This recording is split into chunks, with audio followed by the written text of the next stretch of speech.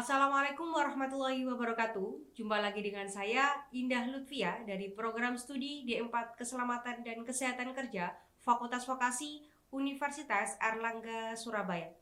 Melanjutkan pertemuan dari UJT. Nah, kita hari ini akan belajar terkait dengan UJT yang kedua, yaitu UJT 2 sampel bebas, tentunya tetap dengan menggunakan aplikasi SPSS. Uji T2 sampel bebas disebut juga dengan uji independent t-test. Tujuannya untuk apa sih?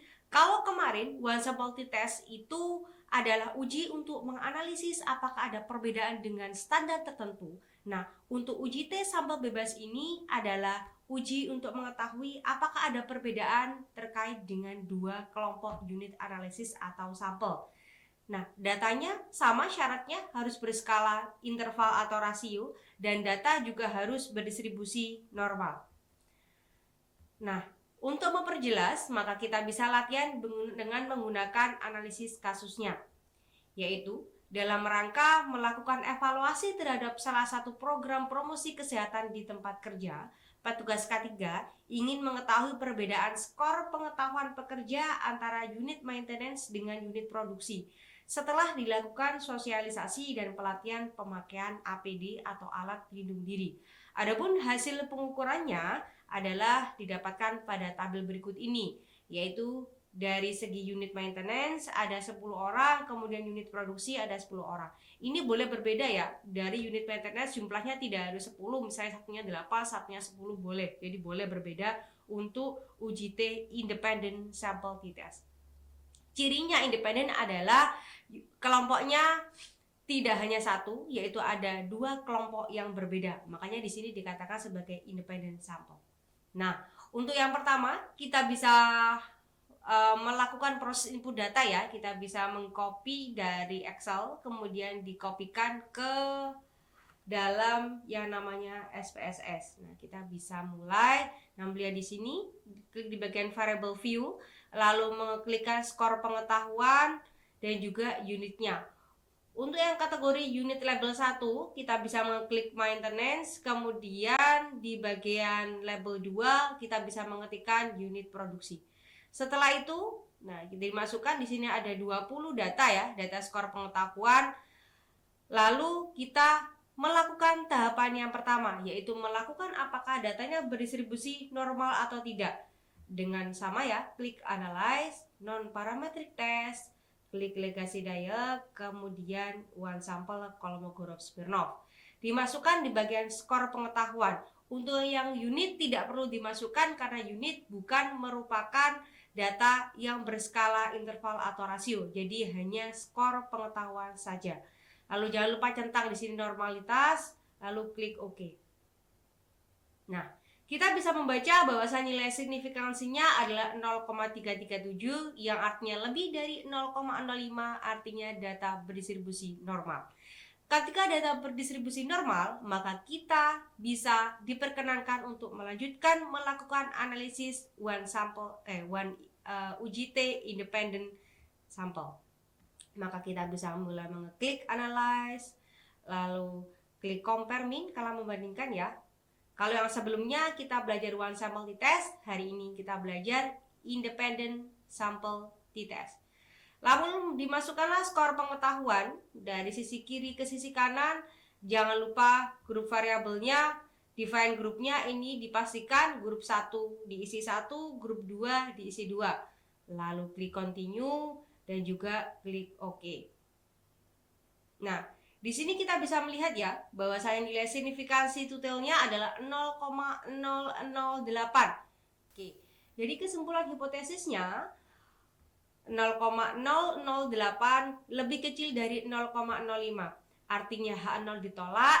Ada perbedaan skor pengetahuan alat pelindung diri antara pekerja di unit maintenance dengan di unit produksi. Oke, itu adalah step-step atau tutorial mengenai independent sample t-test. Lalu akan ada pertanyaan, bagaimana seandainya datanya tidak berdistribusi normal? Jadi alfanya itu kurang dari 0,05. Maka bagaimana? Maka kita bisa melakukan analisis lanjutan, yaitu namanya uji Mann-Whitney. Nah, Namun sebelumnya ini adalah review mengenai UJT sampel bebas ya. Jadi buat nama variabel pada kolom variable view, lalu melakukan proses input data, melakukan uji normalitas data dengan one sample KS, lalu klik analyze, compare min, klik independent sample t-test.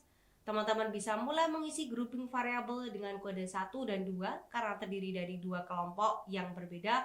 Klik continue dan juga Oke, seandainya ternyata datanya tidak berdistribusi normal, maka kita bisa melanjutkan ke yang namanya uji Mann-Whitney.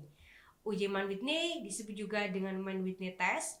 Tujuannya sama dengan uji T, yaitu mengetahui perbedaan antara dua kelompok. Jadi sama ya, kalau one sample itu untuk mengetahui perbedaan dengan standar tertentu, kalau independen dan Mann-Whitney adalah untuk mengetahui perbedaan antara dua kelompok berbeda. Nah, tapi syaratnya kalau independent sample t-test itu datanya distribusinya normal, kalau Mann-Whitney datanya distribusinya tidak normal. Data berskalanya sama interval atau rasio, tetapi dia tidak berdistribusi normal. Jadi perbedaannya di sini dengan independent sample t-test. Caranya, karena misalnya kita sudah mengetahui kalau datanya tidak berdistribusi normal, kita langsung saja menggunakan data yang sama, bisa klik analyze, lalu klik non-parametric test, pilih legacy dialog, dan pilih to independent sample. Lalu memasukkan skor pengetahuannya di test variable list, sama di unitnya kita define group, jangan lupa ketik 1 untuk grup 1, ketik 2 untuk grup 2. Lalu klik continue. Tes type-nya jangan lupa centang di bagian Mann-Whitney karena ada beberapa di sini, ada Kolmogorov, ada Moses, ada Wald, maka kita bisa mulai mencentang Mann-Whitney. Klik OK. Dari output kita bisa melihat bahwasanya signifikansi totalnya adalah sebesar 0,012 yang artinya H0 ditolak. Ternyata sama kesimpulannya, ada perbedaan skor pengetahuan tentang alat pelindung diri antara di pekerja di unit maintenance dengan unit produksi. Maka dari itu kalau misalnya ditanya nanti pekerja di bagian unit mana yang harus diberikan intervensi, maka kita bisa menjawab bagian unit maintenance karena tingkat pengetahuannya di bagian unit maintenance lebih rendah dibandingkan di bagian di unit produksi. Oke, itu adalah terkait dengan step-step untuk penyelesaian kasus di bidang K3, yaitu terkait dengan uji perbedaan atau uji T. Sampai jumpa di pertemuan selanjutnya. Jangan lupa tetap untuk melakukan praktek terkait dengan uji T untuk segera dapat melancarkan berbagai macam praktek di bidang SPSS.